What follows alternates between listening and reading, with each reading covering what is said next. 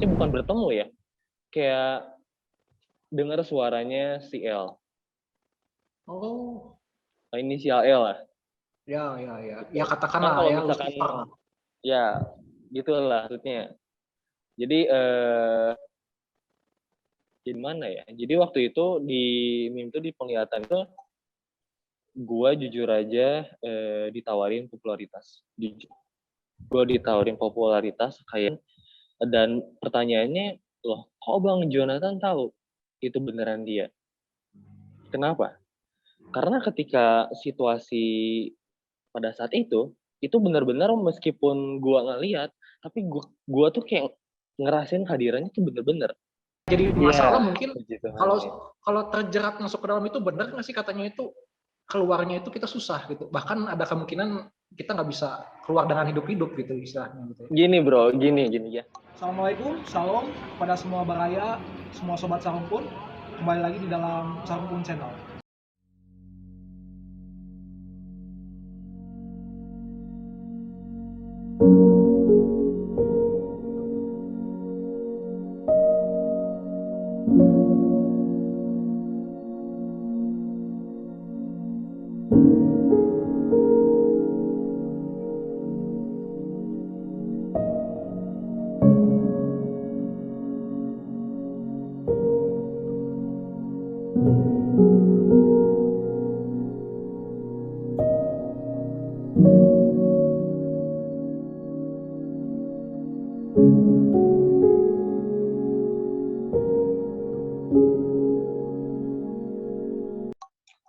Kita jangan bicarain dulu satanis.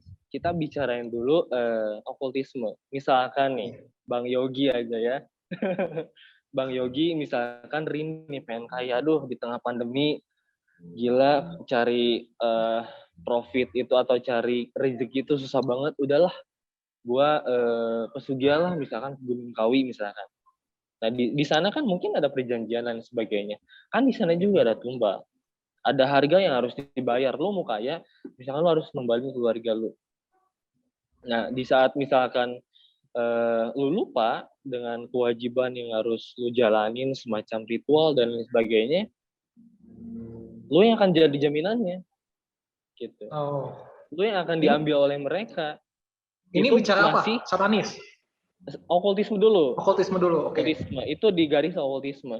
Di garis okultisme aja jangan main-main gitu puasanya. Itu udah maksudnya udah bisa kayak gitu. Apalagi di satanis. Maksudnya yang kita tahu bahwa senternya itu gitu. Ya. Betul. Kita udah masuk ke sana dan lain sebagainya, kita udah tahu seluk-beluk mereka dan lain sebagainya. Kita juga maksudnya nggak mungkin ngelawan mereka kalau bukan karena Tuhan gitu ya. Mereka udah hidup ribuan tahun, kita baru anak kemarin sore. Nggak mungkin kita mampu kalau nggak ada Tuhan. Jadi ya memang konsekuensi yang akan seseorang alami ketika masuk satanis dan mereka keluar antara mati atau cacat. Tapi kalau misalkan enggak dua-duanya, itu kasih karunia Tuhan dan itu mungkin enggak semua orang alami. Enggak seperti Bang Mongol yang kita tahu Bang Mongol dapat karunia itu, enggak semua orang bisa ngalamin karunia itu, dapetin karunia itu. Itu gift, benar-benar gift. Jadi ya sebisa mungkin janganlah kalau misalkan kepepet dikit ya, lebih baik kita berusaha kan, doa minta sama Tuhan kerja yang benar, kayak gitu sih sebenarnya. Nah di sini juga abang mau ngasih ya kurang lebih kayak nasihat lah ya. Nah ini kan kita lagi ada di tengah pandemi gitu kan, maksudnya kita juga nggak mudah gitu untuk cari rezeki, banyak kendala yang mungkin ya kita alami gitu. Nah jangan sampai kita kayak putus harapan. Udahlah, misalkan gue pakai jalur pintas aja deh. Nanti abis ngambil jalur pintas, udah tobat gitu kan. Memang bisa. Tapi kalau misalkan endingnya nggak bagus, misalkan lu ketika tiba-tiba ambil jalan pintas, ya, tiba-tiba di tengah jalan lu sakit, gimana, meninggal, gimana? Kan nightmare kan, gitu. Jadi, sekedar saran aja, jangan sampai pakai jalan pintas. Yang penting kita berusaha sebaik mungkin. Kita anak Tuhan, kita harus berusaha semaksimal mungkin. Kita doa sama Tuhan, minta doa restu juga dari orang tua. Pasti ada jalan. Pasti ada jalan. Burung pipit aja Tuhan pelihara kok. Apalagi kita anak-anaknya. Iya nggak sih? Iya nggak? Oh iya. Nah, gue juga ada salah satu nasihat yang mungkin nggak semua orang setuju. Nggak semua orang setuju. Pasti menarik ini. Nah, kita kan udah anak Tuhan ya. Tapi nggak sedikit juga kita yang udah jadi anak Tuhan ini masih setengah-setengah dalam hidup dalam Tuhan.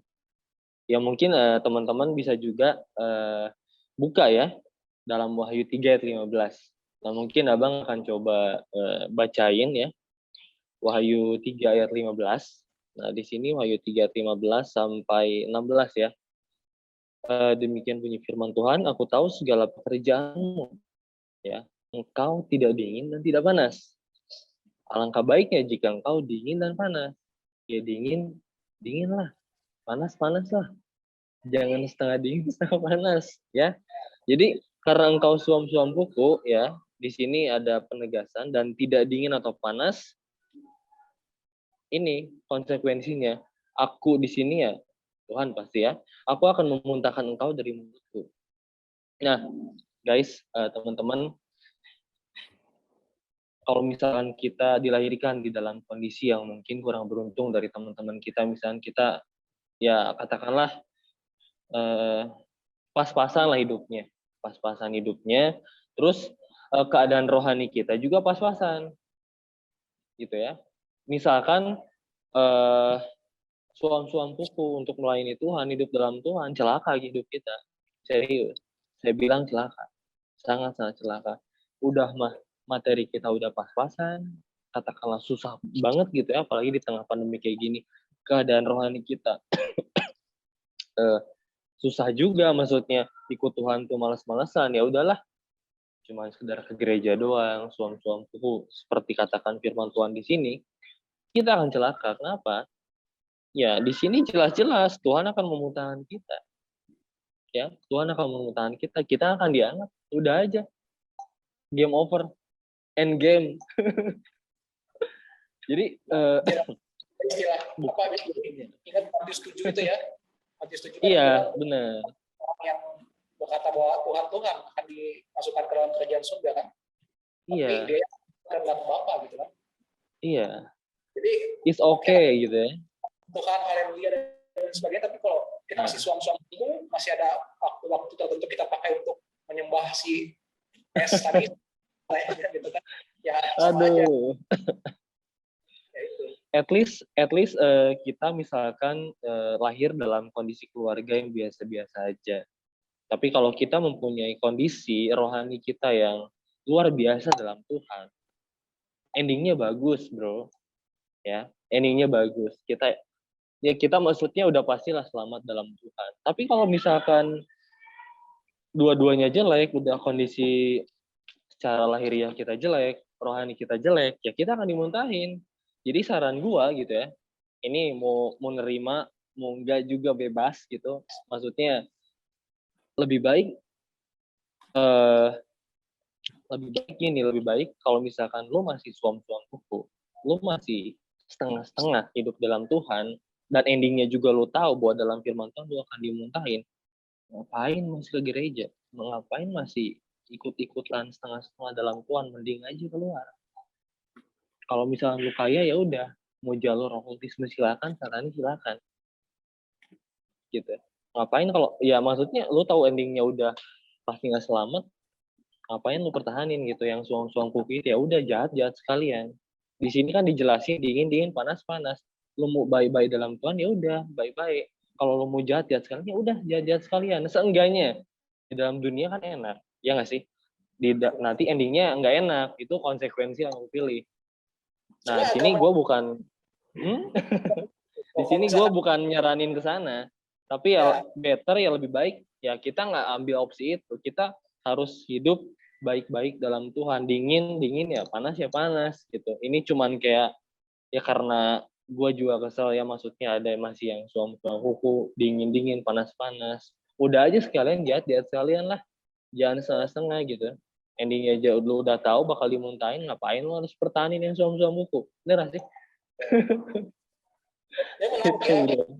Kalau kita jadi orang yang apa ya, kan kita harus pilih nih antara dingin atau panas kan. Kalau misalkan kita jadi dingin lah, katakanlah dingin ini dalam konotasi baik gitu ya. Ya ini hanya contoh aja gitu ya. Berarti kita ya jadi orang baik, jadi orang yang percaya Tuhan, ikut sama Tuhan Yesus gitu kan. Kalau yang dingin pasti kita akan masuk surga gitu kan. Iya. Masuk surga pun kalau kita beribaratkan surga ada punya ada wilayah-wilayahnya lah, istilahnya ada tingkatan surga. Distrik tertentu gitu ya. Di pinggir-pinggir gereja pun masih lebih mending kan, bro. Itu maksudnya di pinggir jalan. Iya. Dibanding kalau kita ada di neraka gitu ya. Kita di neraka, kita katakan kita kan kejahatan kita kan nggak seberapa gitu kan. Tapi tetap aja kita ada di luar lah, di pinggir neraka juga itu kan pasti gitu kan. Aduh, gila aja. Sekarang di dunia aja pemanasan global kan udah menjamur banget kan. Gua aja di Medan udah pemanasan banget. Ini baru udara loh, bukan api neraka yang bersifat kekal. Abadi udahlah, lu mampus lah kalau udah di neraka kekal, ngapain sih di sana? Tapi kalau udah di surga ya katakanlah kasarnya ya, lu di seberang jalannya juga misalkan distrik lu udah kecil, surga men, aman. Meskipun di pinggiran juga gitu, daripada di neraka meskipun pinggiran ya tau lah kayak gimana. Cuman maksudnya ini juga gue mau bilang gitu, maksudnya sama kita anak-anak Tuhan gitu ya, sedikit nasihat lah ya, jangan pernah tinggalkan doa dan bangun semakin hari demi hari, day by day untuk dekat sama Tuhan. Kenapa? Karena orang yang selalu doa sama Tuhan, orang yang rajin membangun hubungannya dengan Tuhan, bergaul erat dengan Tuhan tuh, dia kemana-mana tuh ada yang lindungin. Ada yang lindungin. Kayak semacam kayak ada shield, ya. Ada pagar kayak ada fire itu yang ngelindungin dia. Makanya ada yang bilang juga kan ada banyak kesaksian santet nggak sampai nih sama orang ini, dia punya ilmu apa sih sebenarnya? Enggak, itu memang ya kuasa Tuhan yang melindungi dia gitu. Jadi sekecil apapun yang kita lakukan di dalam Tuhan, itu ada value-nya. Sekecil apapun. Apalagi doa, nafas orang percaya. Pasti kita akan di-cover dimanapun kita berada. Gitu. Jangan sampai karena kita nggak lihat, kita meremehkan itu gitu. Jangan sampai gitu. Kegelapan aja ada gitu, apalagi kebenaran. Terang gitu. Ya, simple aja gitu. Misalnya lu nggak percaya sama Tuhan, simple aja, kegelapan aja ada, nyata kok, real kok, kuasanya juga ada, apalagi terang Tuhan itu. Gitu. Itu dari gua.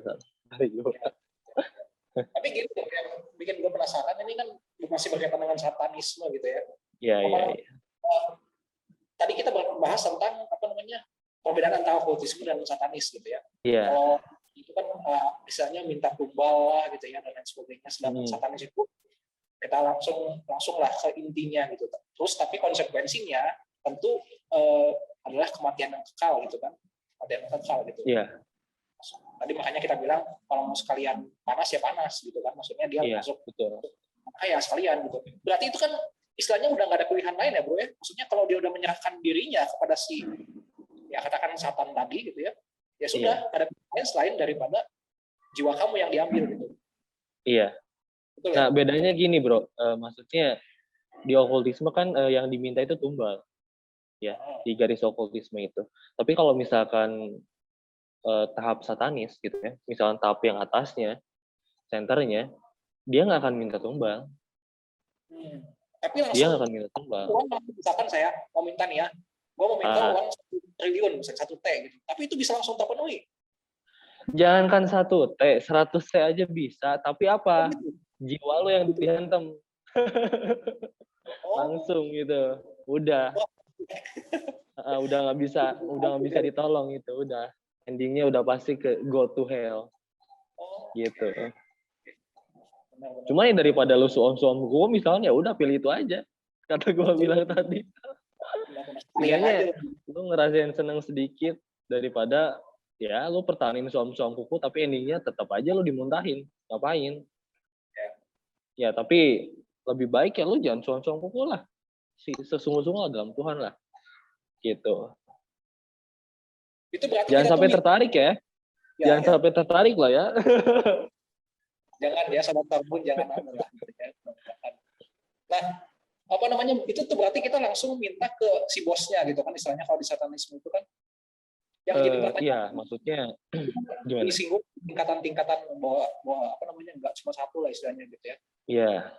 Yang di Alkitab katakan itu apa ya, tingkatan paling tinggi sepertinya seolah-olah itu si L tadi ya, si Lucifer lah katakan. Iya, sebenarnya gini. Jadi banyak juga memang orang Kristen yang menganggap bahwa inisial E itu adalah yaitu senternya gitu. Maksudnya itulah rajanya, king gitu. Tapi sebenarnya realitanya memang dia ada dalam tahap paling tinggi, tapi di tahap paling tinggi itu nggak hanya ada dia, tapi banyak. Itu misalkan ya kayak ginilah, kayak presiden, menteri, terus DPR dan lain sebagainya, ada jajarannya gitu, ada basis pemerintahannya. Sama juga di sana juga kayak gitu. Nah, inisial L juga memang dia ada di pemerintahan paling tinggi, tapi bukan dia yang paling tinggi. Nah, dia tuh kayak kalau inisial L tuh bisa dibilang Lord of Less. Lord of apa? L itu. Lord of Less. Lord of Less. Oh, Lord of Less. Apa namanya? Ya. Dustai, apa namanya? Apa ya itu, Mas? Ya, pokoknya dia yang paling terakhir. Ya. Oh, Lord yang of paling Less. terakhir. Ya. Gitu. Dan masih banyak, maksudnya ke-8-nya lagi. Tapi gue akan singgung itu. Di part-part selanjutnya lah. Yang jelas lebih dari satu gitu ya. Lebih dari satu. Bahkan kalau misalnya bicarain kultisme, ya bisa dibilang teritori spirit, itu banyak banget. Ya, kita juga bisa lihat kan cerita-cerita rakyat, legenda-legenda kan banyak. Ada B, ada C, ada D sampai Z banyak. Gitu. Kalau boleh gue lihat gitu ya di kitab itu kan kebetulan kemarin saat janjian ini kan baca-baca dulu lah kitab lagi ya bro. Iya. Itu memang Lucifer itu kan kita bisa lihat di dalam Yesaya 14 ayat 12 ya di sana versi King James ya. Iya. Jadi gitu bahasa Inggris ya. Kalau di dalam bahasa Indonesia kan disebut apa namanya bintang timur ya, bintang fajar dari timur gitu. Nah, tapi bahasa Inggris kan diterjemahkan jadi Lucifer gitu. Kemudian di Wahyu pasal 12 ayat 29 di situ dikatakan si ular tua itu atau iblis atau satan. Nah itu. Iya. Karena sama dengan kejadian kan ya, yang waktu ular itu menggoda Adam dan Hawa. Lalu dari si iblis atau setan itulah apa namanya? Nanti di Wahyu pasal 12 itu, Wahyu pasal 12 ayat 17 sampai 18, di sana setan memberikan kekuatan kepada antikris. Ya.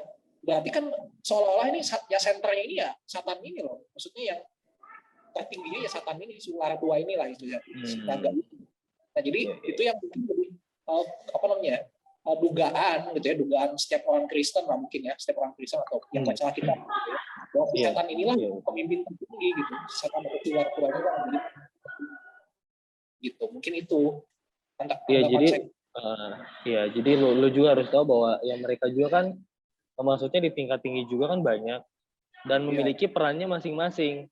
Identitas dan perannya masing-masing. Misalkan si ini tugasnya ini, si ini tugasnya ini. Gitu. Cuman ya kemungkinan besar sih itu juga kan yang Bro sampaikan itu masih penafsiran sebenarnya kan. Nah, gua juga memiliki perspektif bahwa mungkin di akhir zaman nanti mereka bersatu. Mereka mengumpulkan power yang satu gitu. Itu udah pasti, itu nggak mungkin dia maksudnya si bos aja, nggak mungkin. Mereka pasti bersatu.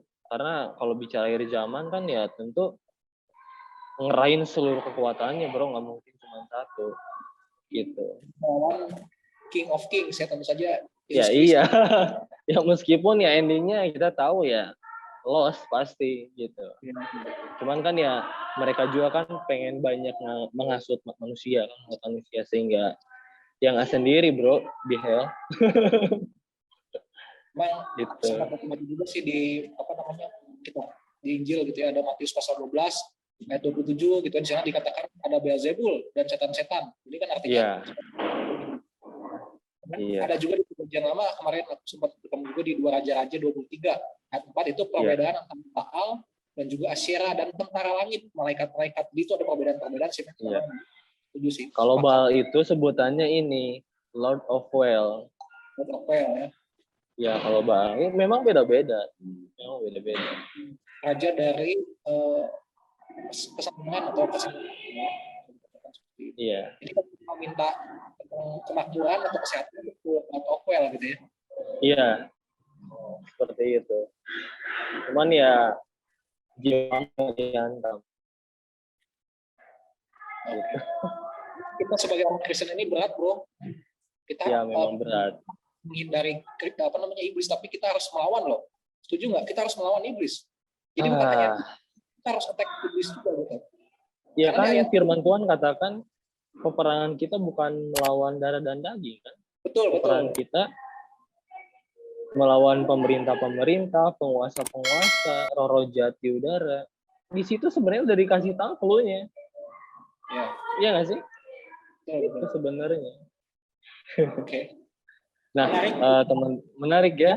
Cuman ya mungkin kita juga akan bahas semua di sini. Ya kita lihatlah audiens atau viewer kita memang menarik atau enggak nih. Kalau misalkan memang menarik, ya kita akan ketemu lagi nih di part-part selanjutnya.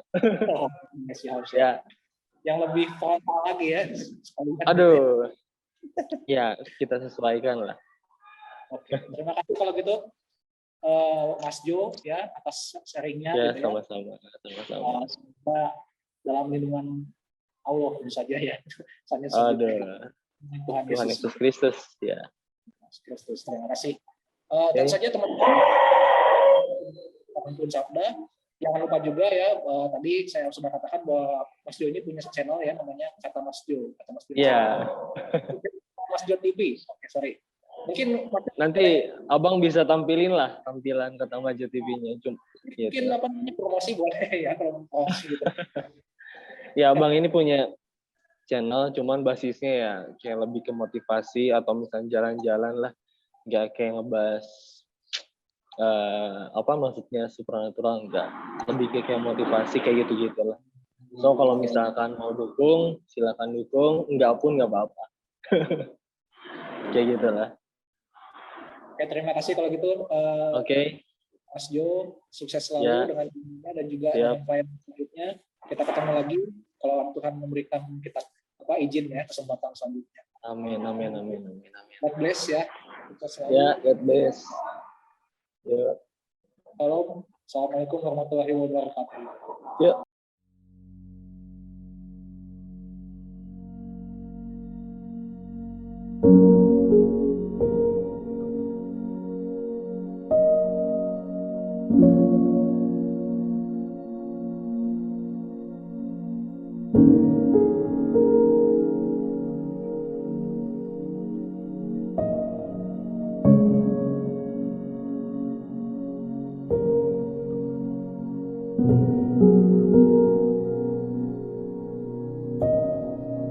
Thank you.